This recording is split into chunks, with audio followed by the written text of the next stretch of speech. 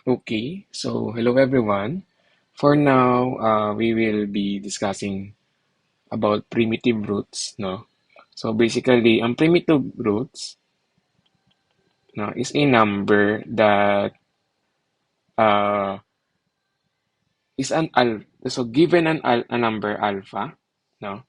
We can tell na primitive root siya, no, ng mod ng modulo of a prime number p, no? If lahat ng alpha from raised to 1 mod p, no, up until alpha mod raised to 2 mod p hanggang alpha, no, raised to p minus 1 mod p are distinct, no. So sabihin natin na yung alpha na to is primitive roots netong p na prime number if from alpha raised to 1 up to alpha raised to p minus 1 modulo nung prime number na yon is distinct, no? So, dapat ano sila, distinct. So, kailangan, itong ma-generate, no, result niyan should be distinct. Then, therefore, si alpha, no, is primitive root ni p, no, or modulo p. Modulo p. Or mas tama na primitive root siya ng prime number p. Ayan. So, let's have example. Gawa tayo dito. So, kunyari, meron tayong sabihin natin 2, no? Tanong natin, example. So,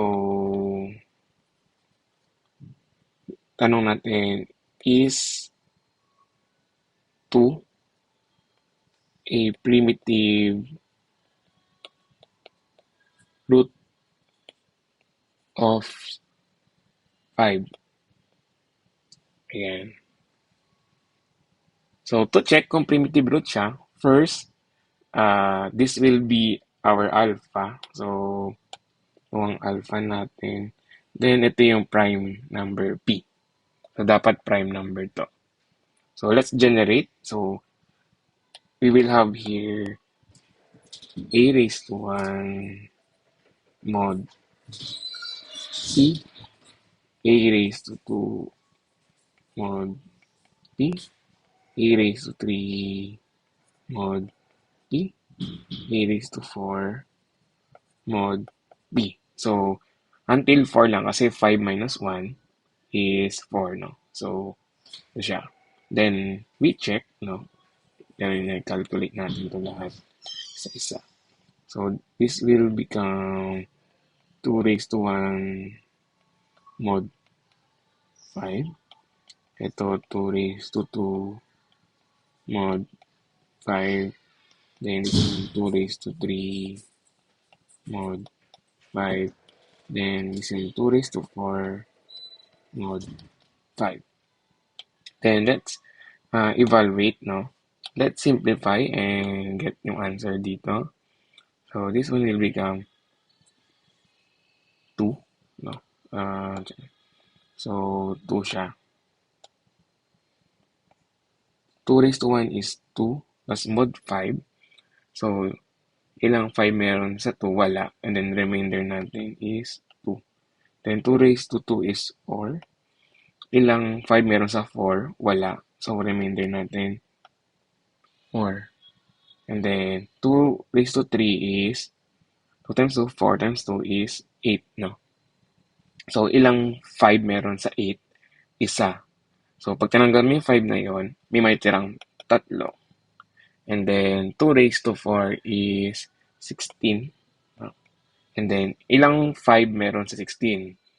So, tatlo, no? 5, 10, 15. Tapos, pag tinanggal mo yung limang 5 na ilan matitira? 1. Yan. Then, you check for this one. Tingnan mo to. No?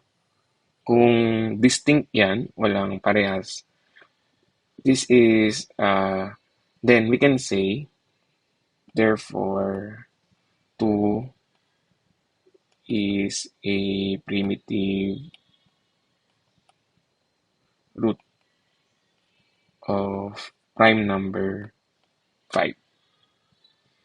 So, ganyan lang siya.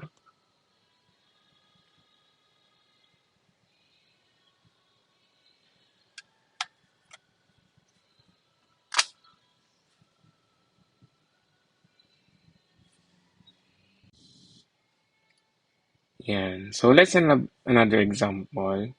Ang check naman natin dito is alpha is 2. No? And then, gawin natin 7 yung prime number. Try lang natin yan. So, basically, we generate everything. So, diretso ko na 2 raised to 1, 2 raised to 2, 2 raised to 3. Lagyan natin space para 2 raised to 2, 2 raised to 3, 2 raised to 4, 2 raised to 5, 2 raised to 6. Then, p minus 1 is 6, no? Kaya hanggang 6 lang. Then, mod 7 lahat.